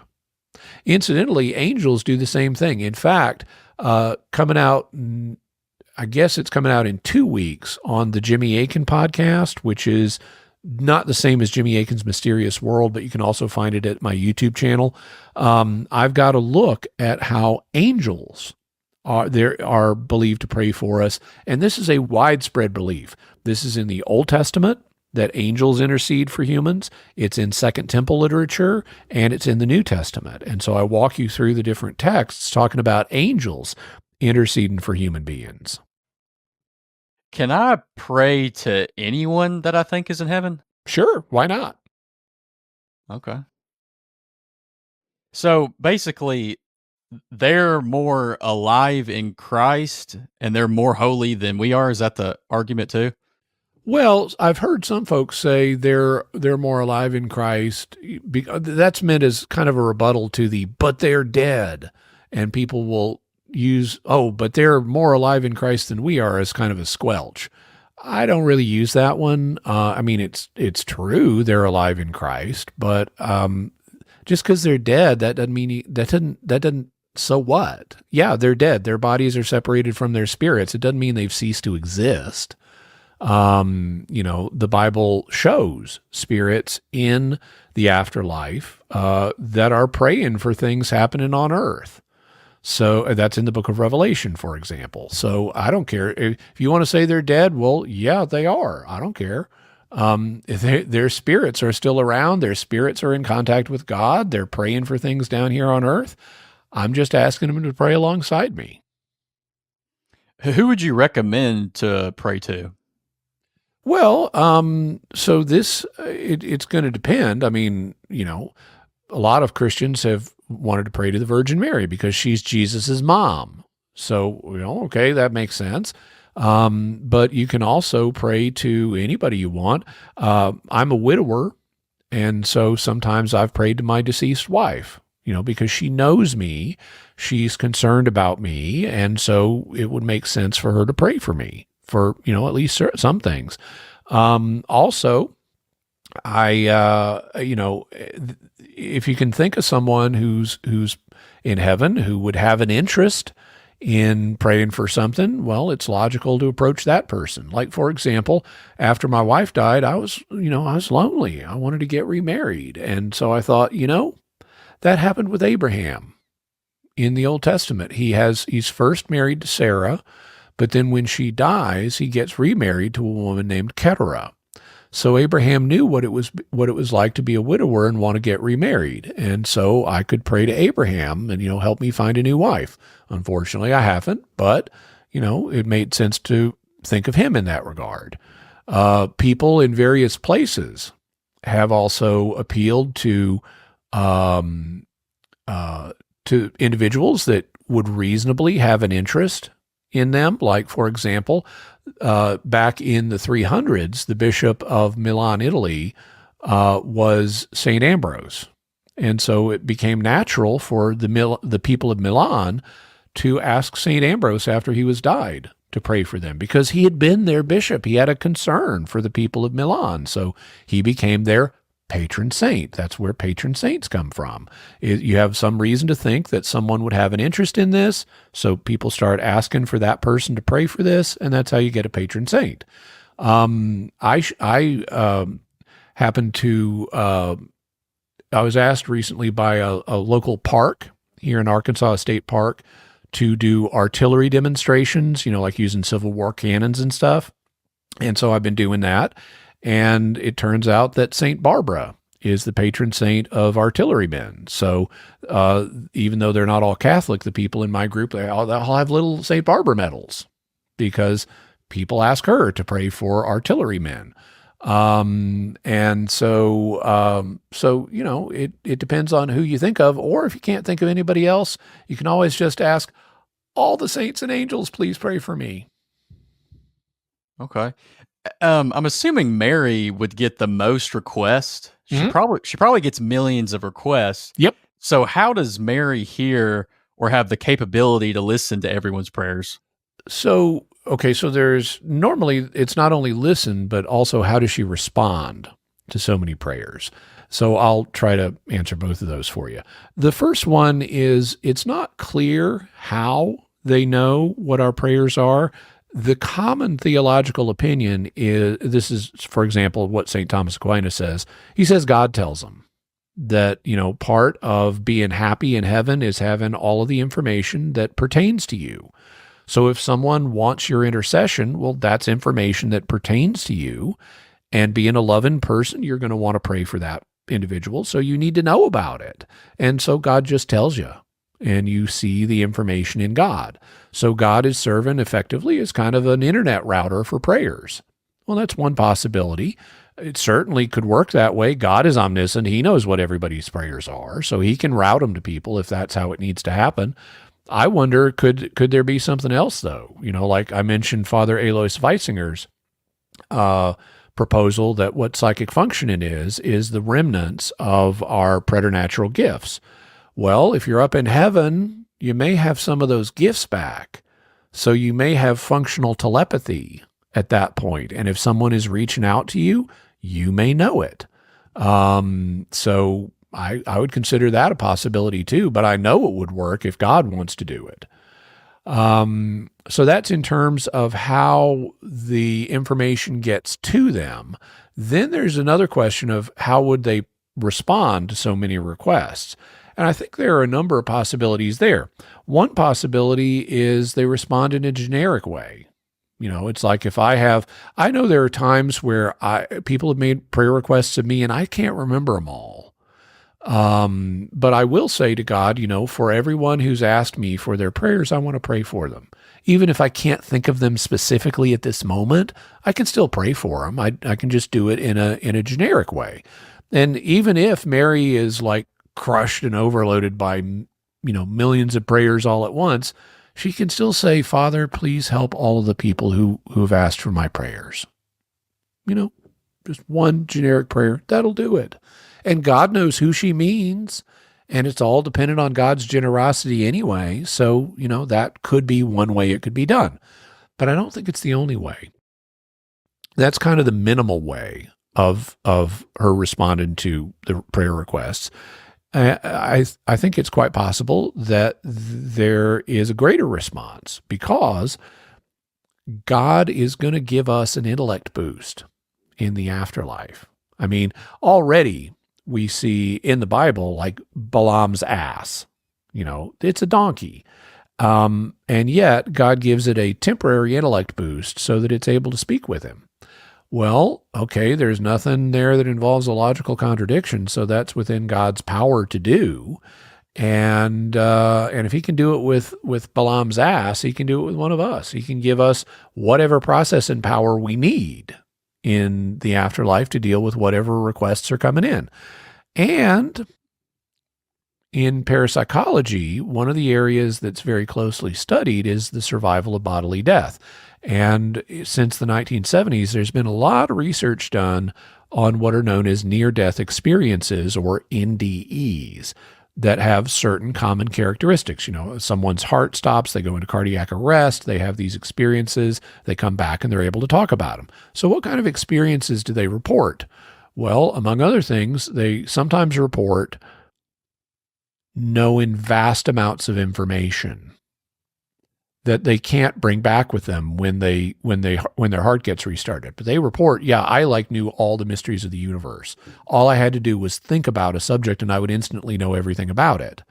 Well, that would suggest that having a big information boost and a big intellect boost may be part of what God has in store for us in the afterlife. So if these near-death experience accounts are true or accurate, then okay, that would suggest all Mary has to do is think about whoever's praying for me, and instantly she understands it all and can pray for those people. So I think that's a possibility as well. Also, sometimes they will say time didn't quite work the way there that it does here. My perception of time was different. And that's actually similar to theological speculation by some of the medieval theologians like Aquinas, that time will not work exactly the same way in the afterlife that it does here. It's going to have certain characteristics of regular time. It's going to have certain characteristics of eternity. And so they called it aveternity to distinguish it from true timelessness or eternity. So if time works different in the afterlife, then you got a million prayer requests. Well, great. You got all the time you need to handle with them. So between the information boost and time working differently, I don't see that there's any in principle problem here. I don't know if we have time for one last question. Yeah, go for it. Okay, one last question. Did Mary have birth pains? This is something that there is a division of opinion on. The church does not have a formal teaching on this. People often infer that she didn't, because in Genesis 3, it says, God says to Eve, I will multiply your pains in childbearing. And a lot of people look at that and they take that as evidence that women would not have any pains if they were unfallen. In fact, that is the way that it was taken by the author of a first century document known as The Life of Adam and Eve. But it's not actually what it says in Hebrew. What it says in Hebrew is, I will multiply your pains in childbearing. And that could mean that Eve would have had some pain in childbearing, just not as much as after the fall. So then people reason, excuse me, we've been going a couple hours. I need to hydrate a little bit. But people reason, well, okay, Eve wouldn't have had pains if she had not fallen, and Mary is unfallen by God's grace. She's not touched by original sin because she was redeemed by Christ in an even more spectacular way than we are. And so she wouldn't have pains given birth to Jesus. And that's a reasonable line of inference, but it's not guaranteed, because for two reasons. Number one, if Eve would have had at least some birth pains, then even if Mary is in the same unfallen state as Eve, she could have some birth pains. They just wouldn't have been as severe. So that's the first reason. The second reason is, even though Mary is not touched by original sin, that doesn't mean that she has all of the same gifts that Eve did Just like the fact that Jesus is unfallen as well doesn't mean that he was living in a paradisical environment. Jesus could and did suffer and die. And that's, in fact, why he came, was to die on the cross. So Mary could suffer and die as well. And as part of that, as part of not living in the Garden of Eden, well, maybe that's connected to the labor pains. And so Mary might have had labor pains in that way. So I think it's an open question. Having said all that, the idea that she did not have labor pains is astonishingly early. It is mentioned as early as AD 67.